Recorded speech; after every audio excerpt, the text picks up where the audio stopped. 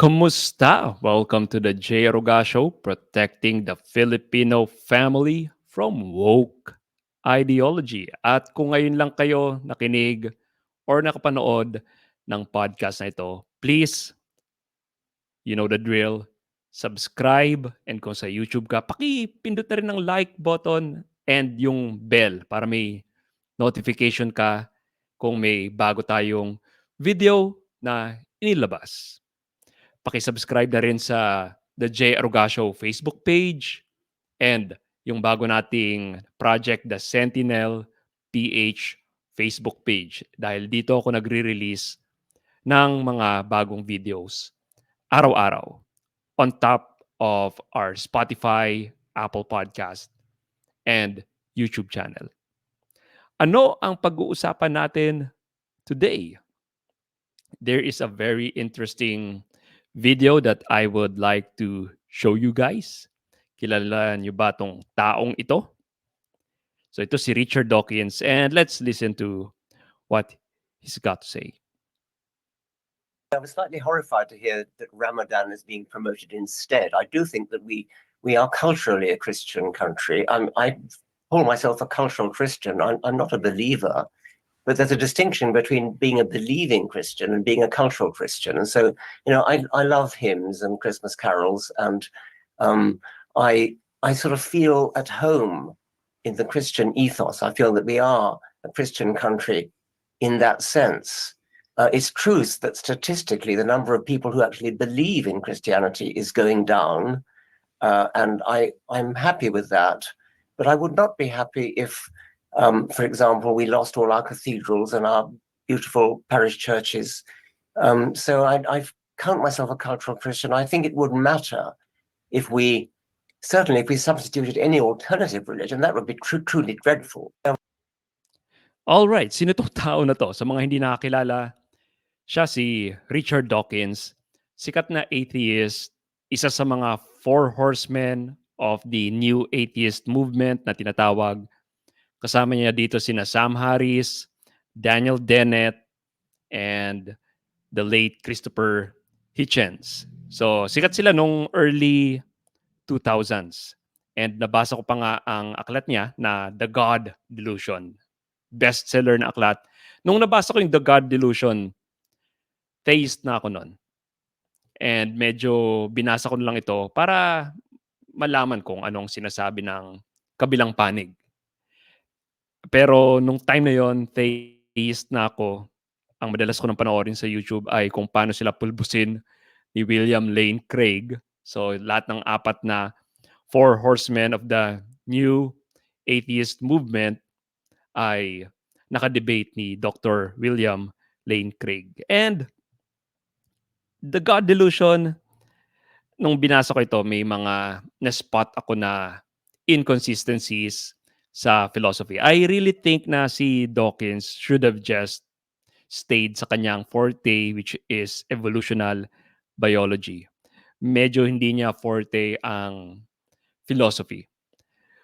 With that said, pag-usapan natin itong napanood natin. Sabi ni Dawkins dito, he's now a cultural Christian. Although, hindi pa rin daw siya Christian dahil hindi naman siya naniniwala sa beliefs ng Christianity. Hindi pa rin siya naniniwala sa Diyos. Pero Christianity is nice to have. And I remember si Sam Harris during his debate with Dr. Jordan Peterson na he somehow alluded to this as well. Na mas gusto na niyang ang mga tao is naniniwala sa isang Diyos because of heuristics, meaning it's useful na ganito kesa sa alternative.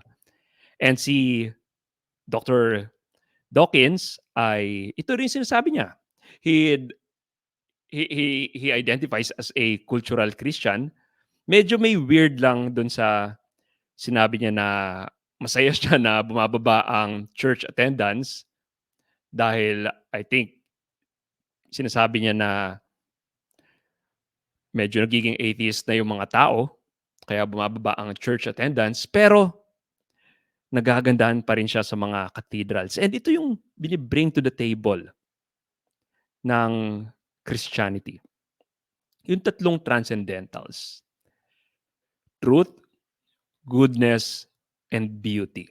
At yung beauty, ito yung nakikita natin. Sabi ni Richard Dawkins, gusto daw niya yung mga Christmas hymns, gusto daw niya yung cathedrals, maganda yung architecture ng cathedrals. So, may beauty that we bring to the table. Ayun, in fact, baka nga deep inside him, medyo may cognitive dissonance si Richard Dawkins because for the longest time, Christianity is something he's trying to destroy for the longest time. Yung God delusion, na aklat niya, inuudyok niya ang mga tao na hindi na maging believer in God, believer in Christianity. And hindi ba medyo kung ito yung thinking mo at gusto mo ang art na lumalabas mula sa Christianity, di ba parang magkakaroon ka ng cognitive dissonance dito? Hindi ba? But I'm seeing this trend now. I'm seeing this trend na ang mga atheist ay unti-unting nagiging Kristiyano. Yes, because of wokeism. And ang ilan sa mga atheists na to nare-realize nila na when they destroy religion, when they destroy belief in God, ito yung sinasabi ni Friedrich Nietzsche, yung German philosopher, sa kanyang aklat na The Gay Science. Sabi ni Nietzsche, God is dead. And ang ibig niya sabihin dito is because of the Enlightenment, unti-unti ang Europe ay nasa-secularize, dumadami ang taong hindi na naniniwala sa Diyos. And I think yung time na yon that Nietzsche was seeing is ito na ngayon, yung tinutukoy niyang time na marami ng mga secular people na hindi naniniwala sa Diyos. And according to Nietzsche, God being dead, si Nietzsche is an atheist, kaya hindi naman siya talaga naniniwala na patay na ang Diyos.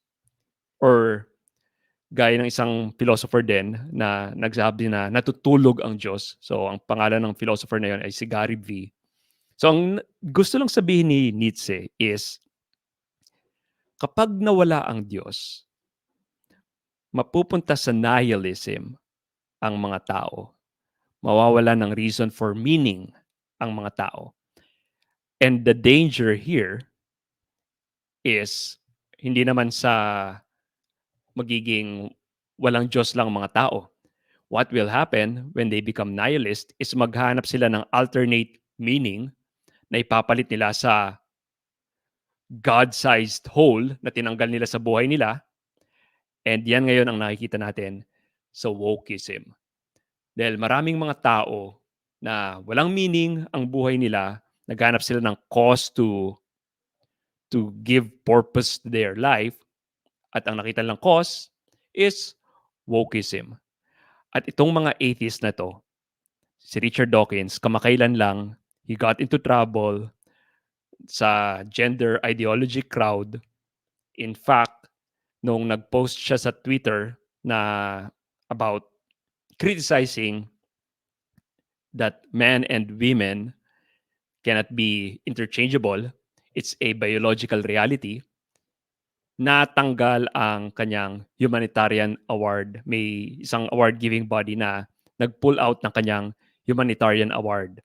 And ito yung kinakaharap ni Richard Dawkins ngayon. Eventually, ay magka-come into the hard question siya na baka kailangan na niya talagang maniwala sa Diyos. And guys, let's pray for him. So, ito yung trend sa mga atheist ngayon. Let me show you this one. There's a friend, may friend si Richard Dawkins, his right-hand man. And tignan natin tong news na ito. How Dawkins' right-hand man came to faith. At ito ay si Josh Timonen. Sabi niya, Josh Timonen was sure, sabi niya sa article, that God did not exist. And to convince others of that too, sabi ni Josh Timonen, he wrote The God Delusion together with well-known atheist Richard Dawkins. Now things drastically changed. Atheism is a worldview for weak men. So ito yung right-hand man ni Richard Dawkins. Imagine mo yung right-hand man mo bilang isang sikat na atheist na katulong mo sa pagsulat ng The God Delusion. Nag-turn, di ba? Medyo baka mawindang ka nito. Aside from that, may isang pinost si Richard Dawkins sa Twitter noon na ikinagulat ko. So let's read this. Sabi niya, maybe there is still something for me to learn when it comes to religion. My dear friend and former atheist, Ayaan Hirsi Ali, has become a Christian. We will be discussing this at the inaugural Dissident Dialogues Festival. At kung babasahin natin ang isinulat ni Ayan, ay ito yun. I will share the links to all of these sa show notes ng podcast. So ito si Ayaan Hirsi Ali. And meron siyang article na sinasabi, Why I Am Now a Christian, Atheism Can't Equip Us for Civilization's War. And hindi ko na babasahin itong buong article, pero punta tayo sa gist of it, kung bakit siya naging Christian daw. So ito yun. Hinighlight ko na. Sabi niya why she changed, why she calls herself a Christian now. Part of the answer is global. Western civilization is under threat from three different but related forces. Number one, the resurgence of great power, authoritarianism, and expansionism in the forms of the Chinese Communist Party and Vladimir Putin's Russia. Number two, the rise of global Islamism.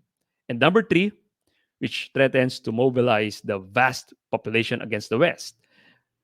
Number three, ang sinasabi niya, the viral spread of woke ideology, which is eating into the moral fiber of the next generation. So kita mo nga naman, yung wokeism, it's kicking the sense from these atheists. Medyo napapaisip tuloy sila dahil kung atheist ka, malaking chance na moral relativist ka rin. Anong ibig sabihin ng moral relativism? Ibig sabihin, your morality is not grounded anywhere. It's your truth, di ba? Walang the truth. So walang objective morality. Morality is just something we can warp according to our wills. Ang daming mga tao na may iba't ibang notion ng kung ano ang morality, di ba? Kung walang God, walang ground kung saan nakabase ang morality. And dahil sa atheist sila noon, wala silang ground kung saan nila binibase ang morality nila. And maraming mga tao na, yun nga, they replace God with something else. They replace God with woke ideology. Kaya unti-unti, itong mga atheists na to, and I pray na hindi sila ang huling atheist na magko-convert to Christianity. Itong mga atheists na to ay nakikita nila ang pagkakamali nila, ang pagkakamali ng worldview nila, ang effect ng pinupush nilang atheism. So, yeah, yun lang. Yun lang ang masasabi ko. Let's say a prayer to these atheists para mas yung mga nag-convert, si Josh, si Ayan, na mas magtibay ang kanilang pananampalataya. Let's say a prayer for Richard Dawkins as well. At kung meron kang atheist na kaibigan, say a prayer for them as well. I know that prayer works dahil I was an atheist. Kung napakinggan niyo yung conversion story ko, it's a long journey from atheism to theism to Catholicism. It took me 18 years. Pero sa gilid nun ay may kaibigan akong nagdadasal pala para sa akin, para sa aking conversion, si Brother Mike. So shout out sa'yo, Brother Mike. Kaya prayer works. And yun lang ang gusto kong sabihin. I think at this point, atheism is dead. All right. This is Jay Aruga. This has been another episode of the Jay Aruga Show. At the end of the day, it will be night. Goodbye.